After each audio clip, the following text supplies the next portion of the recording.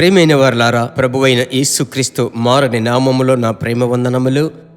Jesus meets YouTube family, GPS Robinson ఫేస్బుక్లో ఉన్న మన కుటుంబములు క్షేమమని నమ్ముచున్నాను. ప్రతి పరిస్థితులలో సంతోషముగా ఉండడం నేర్చుకోనండి. మనస్సులో కృంగిపోయి సోలిపోయి మీరు ఎటువంటి దేవుని యొక్క చిత్తము లేని తీర్మానము తీసుకోవద్దని ప్రారంభంలోనే చెప్పుచున్నాను.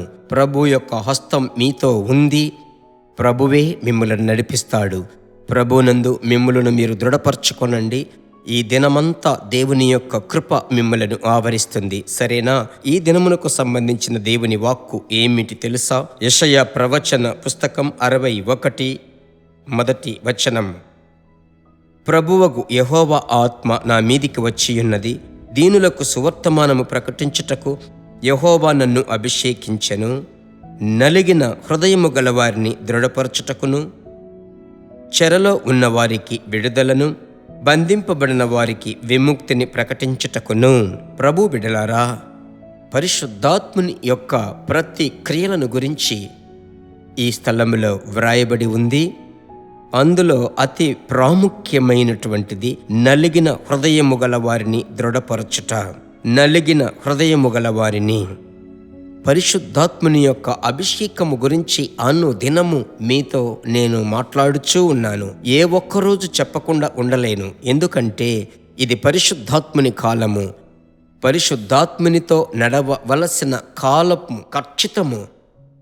ఎవరు దేవుని ఆత్మచేత నడిపింపబడుదురో వారందరూ దేవుని పిల్లలై యుందురు అని రోమా 8:14 నేను చదువుచున్నాము.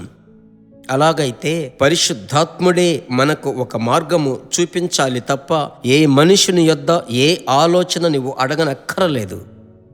సరేనా? ఒక్కొక్కరు ఒక్కొక్క కోణములో ఆలోచన చెప్తారు. అందరి ఆలోచనల కంటే ఉన్నతమైన ఆలోచన ఆయన మాత్రమే ఇవ్వగలడు. అలాగైతే ఆయన ఏమని చెప్పుచున్నాడు? ఇక్కడ వాక్యం సెలవిస్తుంది, నలిగిన హృదయము గలవారిని దృఢపరచుటకును పరిశుద్ధాత్ముడు. నలిగిన హృదయము గలవారిని.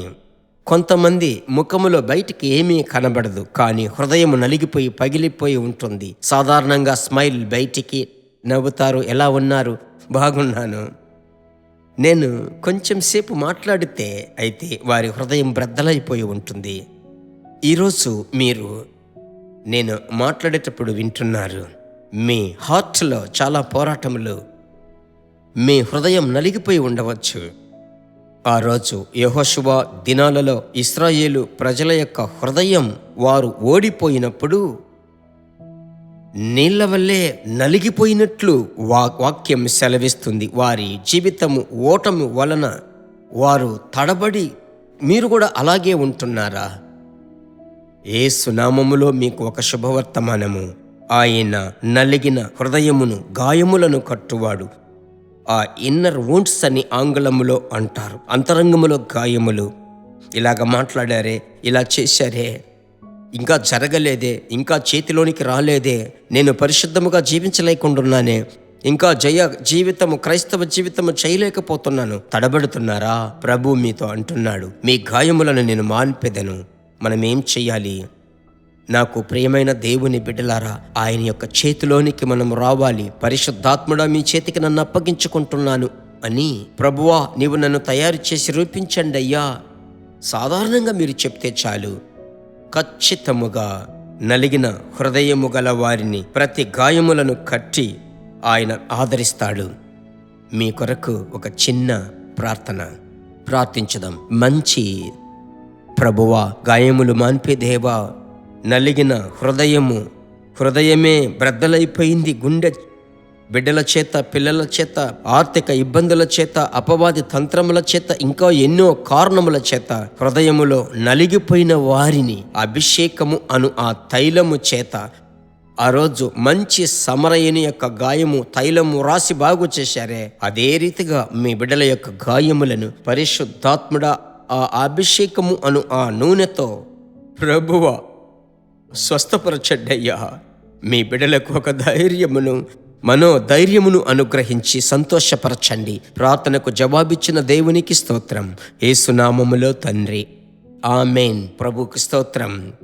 ఇదే మన యొక్క నిరీక్షణ. మీ నిరీక్షణ ఎన్నడూ మిమ్మల్ని సిగ్గుపరచదు. మీరు ఇప్పుడు ఏం చేయాలంటే సాతాను సిగ్గుపరచుటకు ఒక మార్గం, అనేక మందికి, స్నేహితులకు, బంధువులకు, రక్త సంబంధికులకు ఈ మెసేజ్ షేర్ చేస్తూ ఉండండి. ప్రభు యొక్క రాజ్యం కట్టబడుతుంది. మరలా కలుసుకుందాం. God bless you.